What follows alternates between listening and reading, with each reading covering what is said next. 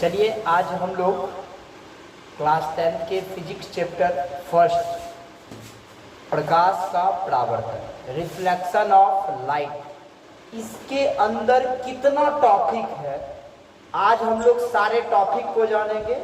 फिर next class में एक एक टॉपिक का स्टडी करते चलेंगे और आप जो नोट्स स्टार्ट कीजिएगा बनाना, चैप्टर फर्स्ट लिखिएगा और ये सारे टॉपिक को लिखते चल जाइएगा। यहाँ से हम लोग का स्टार्ट हो जाएगा। तो मेरे ख्याल से आप यदि ये सारे टॉपिक लिख लेते हैं तो आपको यह भी पता चल जाएगा हमको बुक पढ़ना किस तरह से, क्योंकि आप जब बुक खोलते हो तो आपको लगता होगा सब चीज़ पढ़ना है, लेकिन नहीं। जैसे बुक खोलिएगा तो आपको लगेगा जी ये टॉपिक के अंदर हमको जाके पूरा डीपली अध्ययन करना है। तो आपके पास यदि टॉपिक दे दिया जाए, आपके पास बंदूक दे दिया जाए, ठीक, और एक गोली के फैक्ट्री में कहे से गोली निकाल करके इसमें भरो और मारो तो आप आसानी से मार दोगे। तो बंदूक रहना जरूरी है। तो आपको आज हम वही चीज देने जा रहे हैं, इसलिए आप इस सारे टॉपिक को एक बार पहले देख लीजिएगा पूर्ण रूप से, ठीक है। फिर एक एक करके आप बुक को भी पढ़ सकते हो आसानी से। जैसे इस टॉपिक को लिखोगे बस आपको ख्याल आ जाएगा। समझ में आ गया कि नहीं गया? तो चैप्टर फर्स्ट प्रकाश के परावर्तन, इंग्लिश में reflection of light, reflection of light, chapter first physics class 10। Okay, चले चलते हैं। सबसे पहले जानिए ये चैप्टर ल्योट। चैप्टर ल्योट क्या होता है? किसी चैप्टर के अंदर कितने टॉपिक्स हैं, किसी चैप्टर के अंदर कितने टॉपिक्स हैं उसके बारे में। तो आज हम लोग चैप्टर फर्स्ट के सारे टॉपिक के बारे में जानेंगे।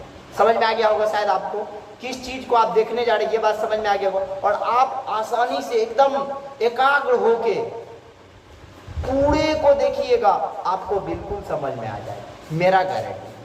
और आपको पढ़ने में इतना ज्यादा मजा आएगा, इतना ज्यादा मजा आएगा जिसका बात अभी हम कह नहीं सकते। इसलिए आप एक एक बात को सुनिएगा और कॉपी रखिएगा, नोट्स भी बाद में कर दीजिएगा। चलते हम लोग समझिए क्या करें। चैप्टर ल्योट, इसका मतलब होता है चैप्टर के अंदर कितने टॉपिक्स हैं। तो सबसे पहले हम किसी भी चैप्टर को यदि पढ़ेंगे तो उसका परिचय पढ़ेंगे, नहीं इंट्रोडक्शन को पढ़ेंगे, किसी भी चैप्टर को पढ़ेंगे। तो कहीं हम लोग जाते हैं तो सबसे पहले आपका नाम पूछा जाता है, पिताजी क्या करते हैं। तो परिचय, परिचय मतलब क्या होता है? उस चैप्टर के अंदर कौन सब बातें आएगी। समझ में आ गया ना, किसके बारे में हम पढ़ने के लिए जा रहे हैं। तो पहला टॉपिक हम लोग का क्या होगा? परिचय, इसके बारे में समझ गए। दूसरा टॉपिक प्रकाश। आखिर प्रकाश है क्या, क्या है प्रकाश? टॉपिक में इसको हम क्लियर करेंगे, बस अभी आप जानिए तो प्रकाश क्या है, सारे बात को हम लोग आगे जानते चलेंगे। फिर तीसरा टॉपिक क्या है? प्रकाश के कुछ गुण। और हर व्यक्ति में, हर चीज में कुछ ना कुछ गुण होता है। तो यहाँ हम किसके गुण के बारे में पढ़ेंगे? तो प्रकाश के कुछ गुण के बारे में पढ़ेंगे। नेक्स्ट टॉपिक रहेगा प्रकाश स्रोत, मतलब प्रकाश आते कहाँ से, प्रकाश उत्पन्न होते कहाँ से। तो कोई भी चीज उत्पन्न हुआ, उत्पत्ति हुआ हो, उसे तो नहीं आ गया होगा। तो फिर हम लोग का चौथा टॉपिक प्रकाश स्रोत होगा। फिर हम लोग पढ़ेंगे दीप्त और अदीप्त वस्तु। इसका मतलब होगा किससे प्रकाश निकलता है, किससे नहीं निकलता है। मतलब टॉपिक आएगा तो हम लोग समझते चलेंगे। तो दीप्त और अदीप्त वस्तु। फिर टॉपिक नंबर 6 में पढ़ेंगे प्रकाश किरण। क्या है प्रकाश का किरण, आखिर होता क्या है प्रकाश का किरण, इसके बारे में हम लोग जानेंगे। फिर नेक्स्ट टॉपिक रहेगा किरण पुंज, यानी कि किरण पुंज क्या है। तो सातवां टॉपिक हम लोग का क्या रहेगा? किरण पुंज। फिर हम लोग किरण पुंज के प्रकार के बारे में अध्ययन करेंगे। किसके बारे में अध्ययन करेंगे? किरण पुंज के प्रकार के बारे में। यदि आपको बुक होगा तो एक बार देखिएगा, उसके बाद नेक्स्ट जो वीडियो आएगा उसमें तो सारा टॉपिक रहेगा, आपको और ज्यादा समझ में आने लगेगा। प्रकाशीय माध्यम हम लोग का क्या होगा? Optical medium. क्या? प्रकाशीय माध्यम यानी कि ऑप्टिकल मीडियम। फिर देखिए 10वां टॉपिक हम लोग का है प्रकाशीय माध्यम के प्रकार। फिर इसके अंदर कितने टाइप्स हैं, इसके क्या प्रकार है, नहीं है, सारे बात को याद रखना। क्या? प्रकाशीय माध्यम के प्रकार। 10वां टॉपिक क्या हो गया? प्रकाशीय माध्यम के प्रकार। नेक्स्ट टॉपिक हम लोग का प्रकाश का परावर्तन, जो हम लोग का चैप्टर का भी नाम था reflection of light. This is the very important topic in your board examination. आप लोग के एग्जाम के दृष्टि से यह बहुत इंपॉर्टेंट टॉपिक है, कई बार पूछा जाता है। यदि VVI नोट्स पढ़िएगा तो पहला टॉपिक यही आएगा, प्रकाश के परावर्तन क्या है 10 क्लास में। तो इसको आप लोग और डीपली से पढ़ लीजिएगा। इसलिए अभी टॉपिक आपको देख रहे हैं तो आप जाइए बुक को खोलिएगा, आसानी से पढ़ लीजिएगा। फिर नेक्स्ट वीडियो आएगा उसमें देखिए। फिर प्रकाश के परावर्तन हो गए, परावर्तन के नियम, किसी भी चीज़ का नियम कानून होता है। यदि भारत आज चल रहा है तो यहाँ का कुछ ना कुछ नियम कानून है, इसलिए भारत चल रहा है। यदि भारत, जैसे पाकिस्तान को आप देख लीजिए, कोई नियम कानून नहीं उसका, प्रधानमंत्री को उठा के लेके चले जाता। तो जहां नियम कानून रहेगा, यदि आपके घर में नियम कानून रहेगा तो आपका घर बहुत तरक्की करेगा। यदि आपके घर का कोई नियम कानून नहीं रहेगा तो कोई भी, तो इसलिए परावर्तन के भी क्या है, नियम।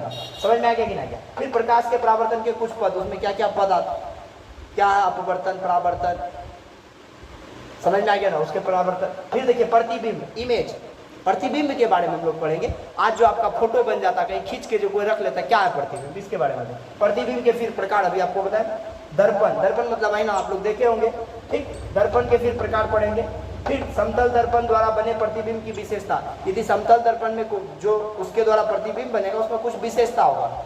स्वाभाविक बात है, कोई भी चीज बनता है तो उसमें कुछ अच्छाई और कुछ बुराई होता है, ठीक है।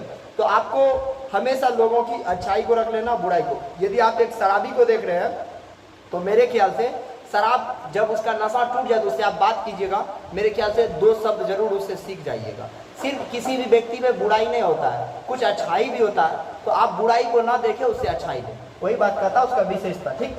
फिर उत्तल और अवतल दर्पण में अंतर, फिर हम लोग क्या पढ़ेंगे, उत्तल और अवतल दर्पण में अंतर। फिर पढ़ेंगे उत्तल और अवतल दर्पण के उपयोग। फिर कोई भी जो दर्पण होता है उसका उपयोग होगा, कोई भी चीज होगा तो उसका उपयोग होगा, उसके बारे में हम लोग अध्ययन करेंगे। फिर देखिए गोलीय दर्पण से संबंधित विभिन्न पद, हम लोग फिर किसको पढ़ेंगे, गोलीय दर्पण से संबंधित विभिन्न पद। दर्पण सूत्र, दर्पण सूत्र आपको एग्जाम में 5 नंबर के लिए क्वेश्चन आता है, ये भी VVI टॉपिक है, इसको भी आप याद रखिएगा, ठीक। जब टॉपिक बताने लगे उससे पहले आपको एक बार बुक देख लेना।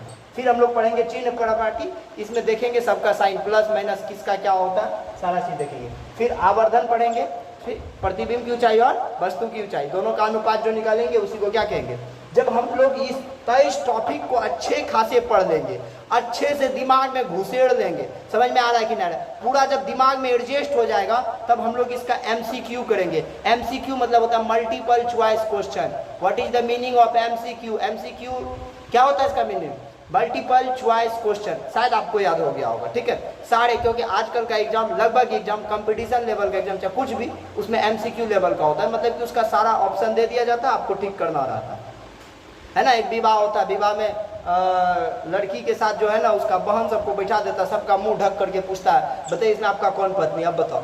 वहाँ तो तुक्का मारना पड़ता है, लेकिन यहाँ तुक्का चलने वाला नहीं, क्योंकि यहाँ आपका जो रहेगा उसी को ढूंढना पड़ेगा, और आपको पहले से पता होना चाहिए वो है या नहीं। तीनों जो एग्जाम हॉल में जाएंगे वहाँ पता करेंगे, नहीं तो चलिए आवर्धन, उसके बाद MCQ कर देंगे, ठीक। और आजकल 100 ऑब्जेक्टिव पूछा जाता है, ठीक, उसमें से आपको 50 बनाना होता है। जब हम लोग MCQ कर देंगे तो NCERT क्वेश्चन कर देंगे, कुछ NCERT के प्रश्न होते हैं उसको कर देंगे, क्योंकि NCERT बुक मेरे ख्याल से सबसे बेस्ट बुक होता है, बाकी सब हेल्प बुक है। आप उसके अलावा बहुत सारे बुक आते हैं, कभी कहिएगा तो एक बुक का भी हम वीडियो बना के आप लोग को दे देंगे।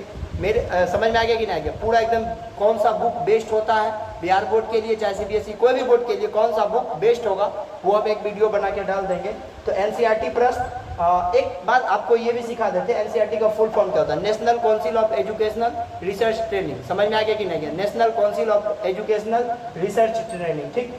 जब ये सारे टॉपिक्स को हम NCERT के प्रश्न तक को देख लेंगे तब हम लोग आ जाएंगे टेस्ट की एक प्रक्रिया में। यदि आप वीडियो के माध्यम से ही रहिएगा तो इसका भी कुछ प्रोसेस बनाएंगे बहुत जल्दी टेस्ट का, ठीक है। तो लास्ट में आपका टेस्ट होगा, ये टेस्ट होगा 10th में, जब भी होगा तो 50 मार्क्स का होगा।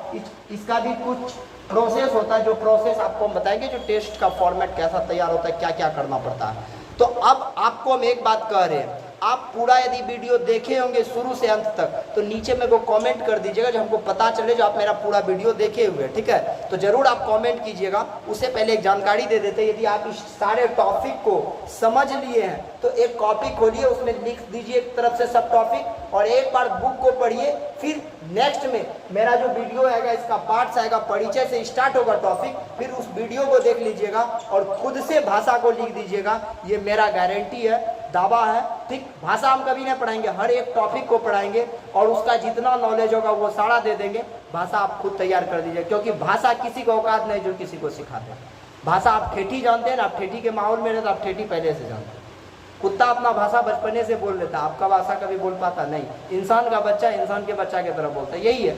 तो भाषा कोई किसी को सिखा नहीं सकता, हम आपको कॉन्सेप्ट देंगे, सॉल्यूशन आपको करना है। तो आपको मेरे ख्याल से बहुत अच्छा लगा होगा, ठीक। इस सारे को आप लोग नोट्स बना लीजिएगा, ठीक। फिर हम लोग मिलेंगे नेक्स्ट टॉपिक, मतलब चैप्टर का जो पहला टॉपिक होगा उसके साथ मिलेंगे, यानी परिचय के साथ मिलेंगे और खत्म करेंगे आवर्धन पे। तब तक के लिए बाय बाय।